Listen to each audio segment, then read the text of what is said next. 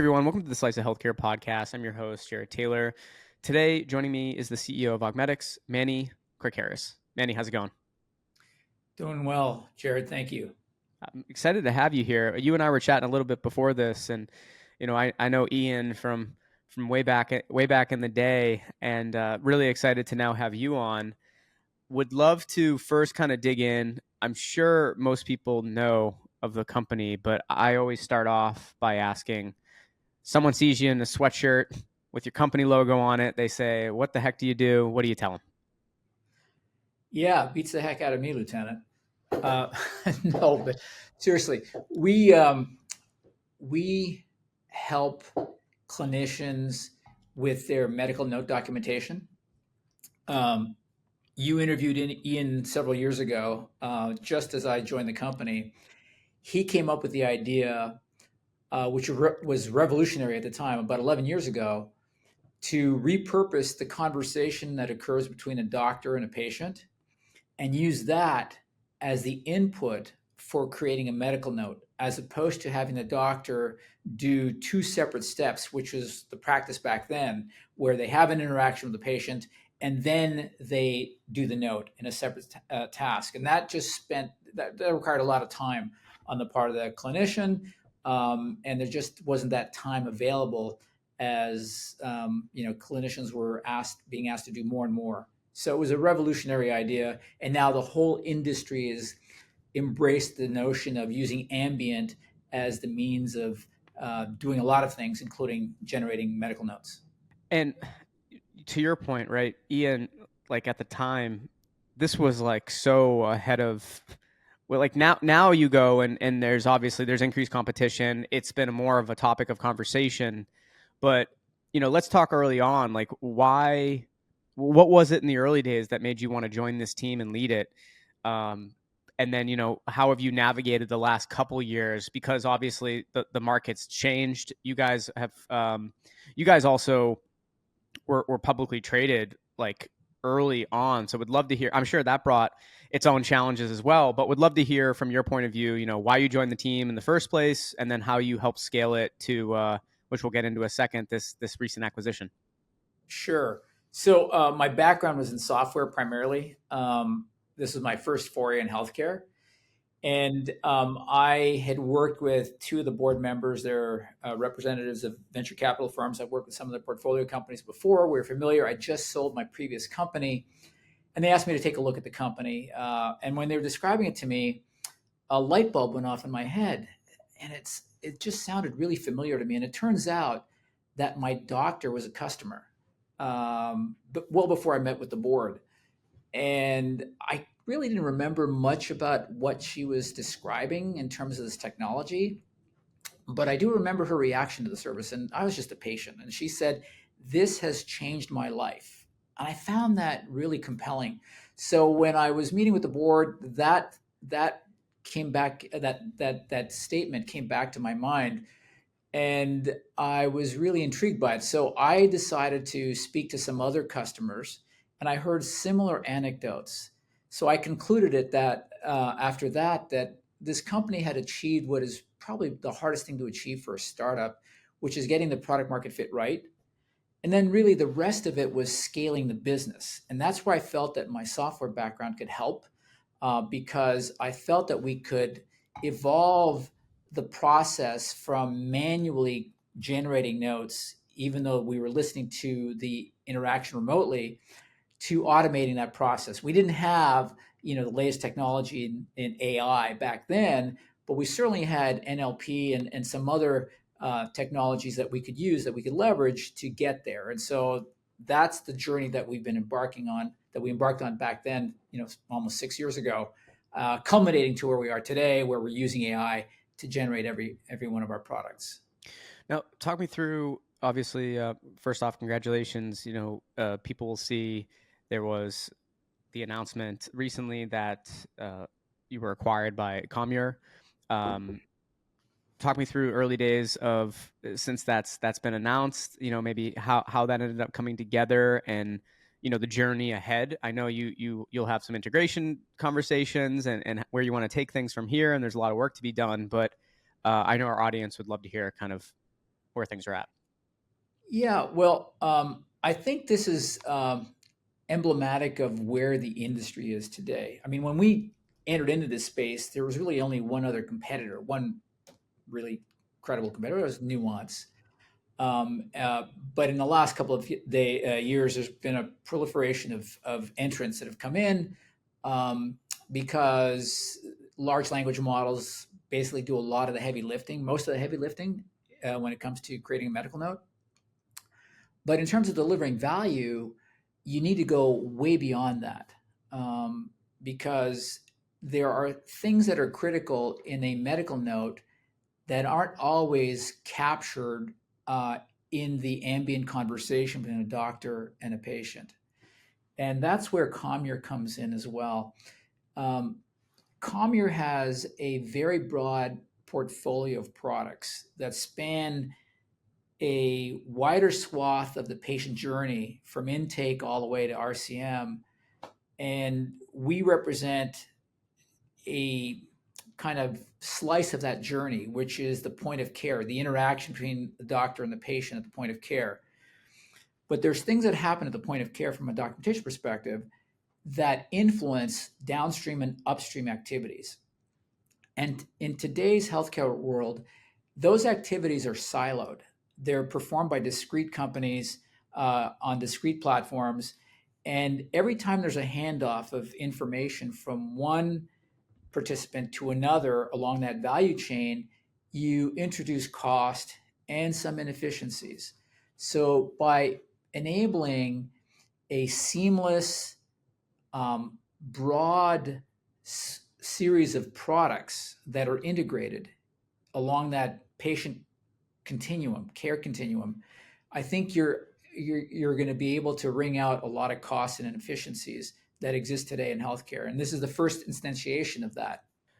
One of the things I really wanted to uh, dig deeper into with you today was, you know, um, I know you're passionate about reducing this quiet quitting thing that we've been hearing a lot more about amongst clinicians today due to burnout, right? And helping patients make that human connection through the power of AI. So I would love to hear why helping this physician burnout, or this clinician burnout, is so important to you. And obviously, Augmedix has done its part to help in that for several years now. But I always wonder, why still something you're passionate about after several years? Let's dig into that, and then I have some other questions I want to go into. Sure. So, Jared, the problem hasn't gone away. Um, and if you look back at what is the fundamental reason for the problem, you have a static or slightly contracting supply of qualified clinicians trying to serve a growing and aging patient population. And that's been going on for several years. It was exacerbated by the pandemic as more and more people dropped out of the profession. And so you've got this tremendous pressure on clinicians to do more with less. And technology has a role in that by relieving the clinician from anything that is tangential to actually delivering care, allowing them to practice the top of their license. Um, we represent one of those activities.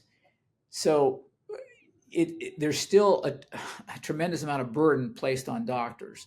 And rather than quitting outright, many doctors we've found, uh, they have chosen to work less.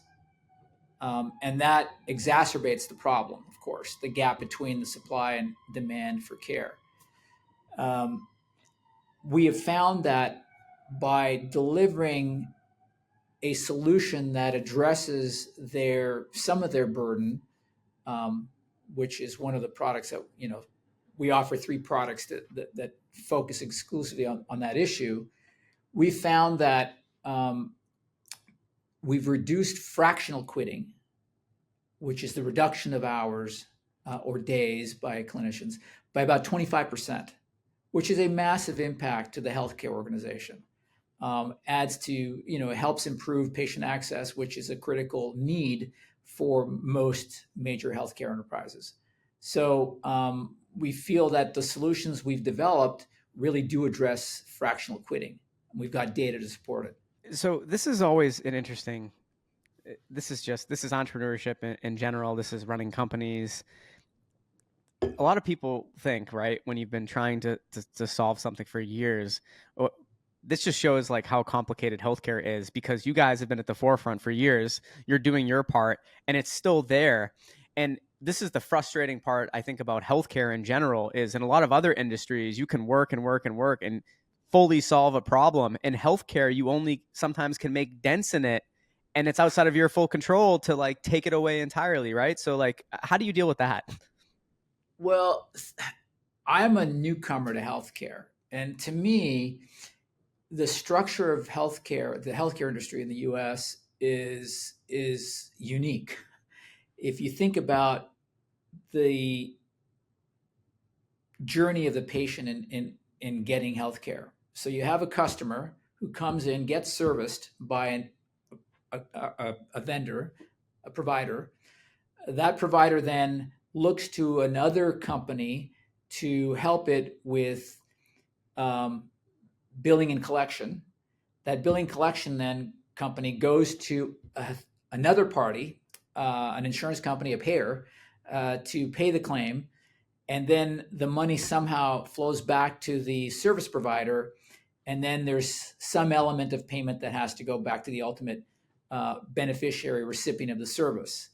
There are so many disparate pieces or steps in this industry that if you just focus on one piece, you're still going to miss the whole thing.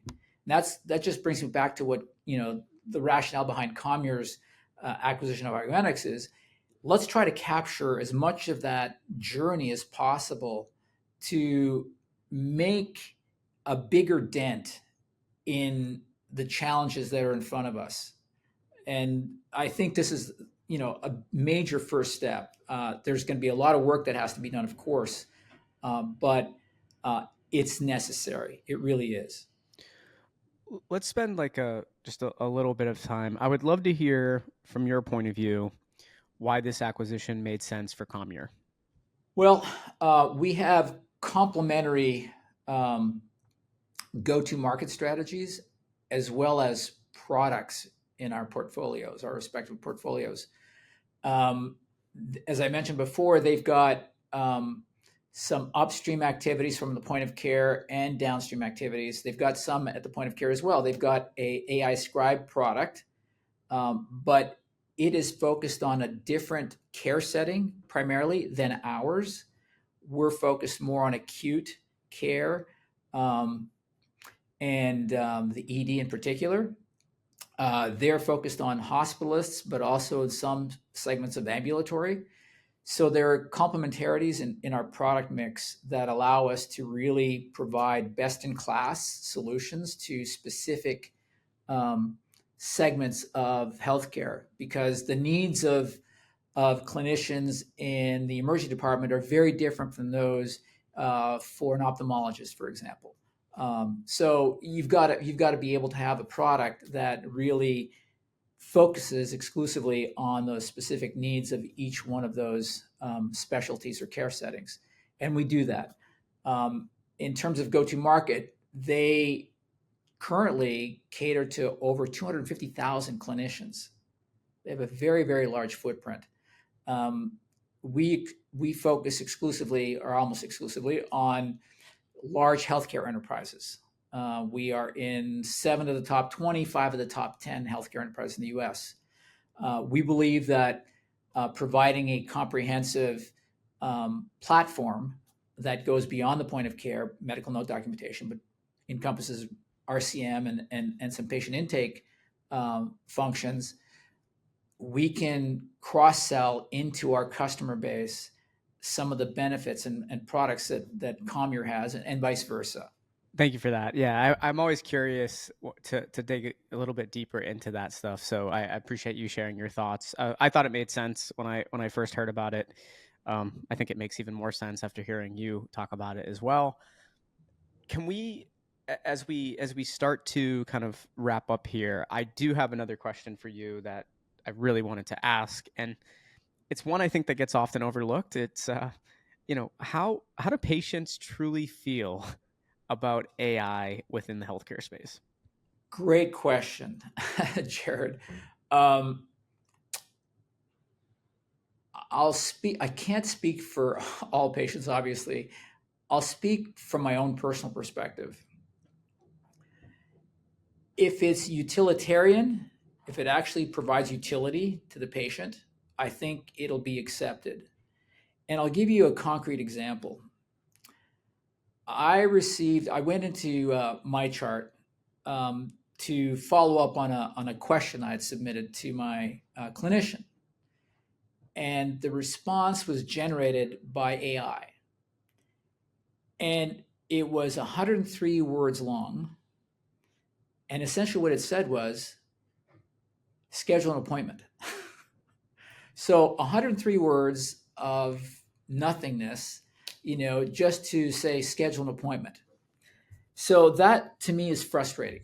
And I would imagine would be frustrating to other patients as well. If somehow we could evolve the AI to be a little bit more concise and also provide some real intelligence. For example, you know what? Because I had a problem with my ankle. If you didn't injure it, probably no need for X-rays. But let's see you again, in a couple of days, as opposed to 103 words to say schedule an appointment. So that's one issue. The other one now is at the point of care, AI has the opportunity to really free up the clinician to focus exclusively on the patient. And I think that's really important and valuable from a patient's perspective because they feel that they're being paid attention to, as opposed to what's the current practice or has been the current practice, which is the doctor's looking at a computer screen and going through a checklist, and it feels almost like a rote exercise to the patient. They feel it's kind of an impersonal exchange of information, and that's probably not the ideal way to interact with a patient if you're really trying to understand the condition of that patient and take a more holistic view as a healthcare provider. Last thing, Manny, as we wrap up here, what's next now post acquisition? Well, it's full speed ahead. I mean, there's a lot of work to do.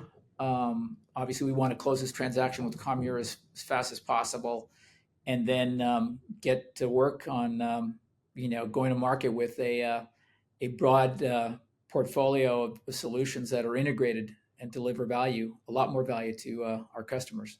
Well, Manny, it's been an absolute pleasure chatting with you here today and hearing more about the acquisition and how patients feel about AI and a bunch of other stuff. So really appreciate you spending some time with us. Thank you, Jared. It was a pleasure. Thank you.